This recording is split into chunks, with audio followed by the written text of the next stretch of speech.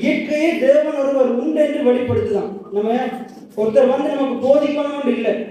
ஒரு ஒரு ஒரு மனுஷன், யோசிக்கக்கூடிய ஒரு மனுஷன், அவன் வடிவ சிந்திப்பானா இருந்தா, கடவுள் ஒருத்தர் இருக்கிறாரான்னு சரியா ஆராய்ந்து பார்ப்பானா இருந்தா, இந்த இயற்கையை காட்டி கொடுக்குமா கடவுள் ஒருவர் இருக்கிறார். இதே பேர் ஆமீன் சொல்றீங்க. ஆனா நிறைய மனுஷங்க இருக்கிறாங்க, ஆனா சிந்திக்கிறதே இல்லை, நம்ம யோசிக்கிறதே இல்லை. நம்ம ஒரு காரியத்தை குறித்து ஆழமா யோசிக்கும் பொழுது அந்த காரியத்துல நமக்கு ஒரு தெளிவு உண்டாகும். அப்ப வேதம் அதுதான் சொல்லுது. கடவுள் அறியாத ஜனங்கள் இன்றைக்கு அவங்க வேண்டுமென்று என்ன செய்யறாங்கன்னா, ஆண்டவரை மறுதளிக்கிறாங்க, ஆண்டவரை ஏற்றுக்கொள்ளாமல் இருக்கிறாங்க. வேணுமென்று அநேக கிறிஸ்தவர்கள் கூடி, விசுவாசிகள் கூடி ஆண்டவரை விட்டு பின்வாங்கி போறாங்க.